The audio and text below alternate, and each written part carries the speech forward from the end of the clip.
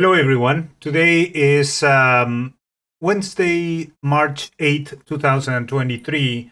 I wanted to review one trade I made today in ES, and that's the only thing that I'm gonna that's the only trade that I'm gonna do today. I'm gonna take the rest of the day, just because the market is ranging, and I don't know if I'm going to. I'm gonna monitor what is going to happen in the afternoon. I don't think I'm gonna take any more trades. Yesterday was not a really nice day. Today it was. I recovered a little bit, but just one of the trades. As a reminder, well, let me tell you this. It seems that Apex extended the promotion for 80% discount till next Tuesday for a couple of weeks more. I don't know the exact date, but there you go. You have an extension on their promotion. So if you want to check and get an account, it's a good moment to do it. The link is in the description. Okay, so let's go ahead and look at the trade and again why I took it. So you have overnight price here. It was actually ranging from yesterday. We do have that trade that I talked about yesterday, which was a loss and a stop. So here you have again the range. You can argue that I mean you can put it like this instead. So you have one high there, another high there, and another high there. So that would be the upper side, and then for the low side, I would consider yeah, this one and this one maybe. So that's what I would put in my range, right around that area right there. Okay. So of course you do have another low right here, which is a little bit lower than that one. So we'll see why I what is going on with that one. So again, I take my Fibonacci retracements, paint them here on those levels. I'm gonna go like probably there, and this one overnight was a range.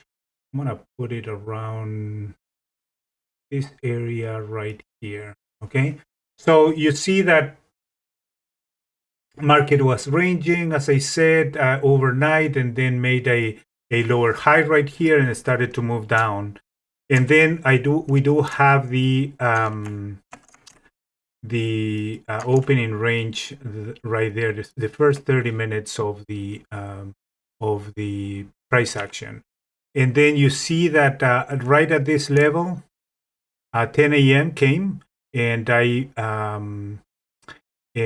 put an order right here. A little bit more than 4 ticks below this break. I wasn't sure if the market was going to break or not, just because of these two lows right here. So what I did was to put the entry there. Now I was a little bit more generous on my stop, and I put the stop right above the opening range in case of the market was reversing and going back to the other side of this channel. My idea was that, okay, if it's breaking here, the next area is going to be 39.75, and there was a good 4 or 5 candles or bricks down in that direction, and exactly it went to that area, and here is the exit right there in that tick right there. So just above 39.75, almost to the tick. I'm sorry. So yeah, that's the only trade I made. I think that it's good setup.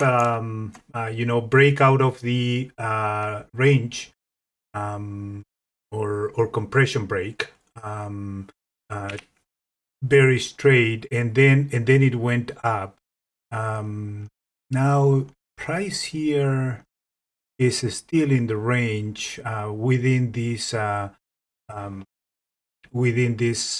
low of the opening range. Now I think that it can go lower just because you have a movement from yesterday coming here. So when you go into this channel right here, the continuation would indicate that you can go lower than that. So we'll see. There are some areas that need to be broken. 39.75 is an important area. 39.50 it is as well. And then you do have also off of this range the extensions of on this area, which is the green area, which is the oversold. So we'll see if it goes there.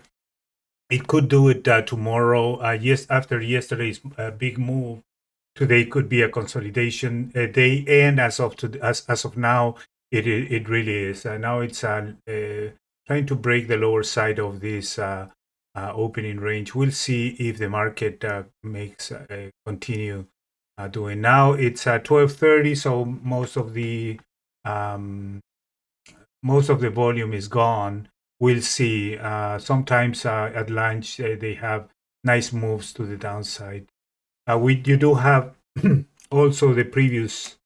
What is this? Previous low, I believe. Yeah, previous low right there.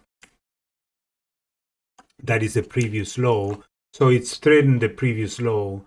What we want to see here is a break below this area, and then maybe come back and then continue the move to the downside. We'll see off of these moving averages if that is coming that way in general, right? So it could go like this and then do that, but in general, that is the shape that we want to see if we are going to see continuation of this move to the downside.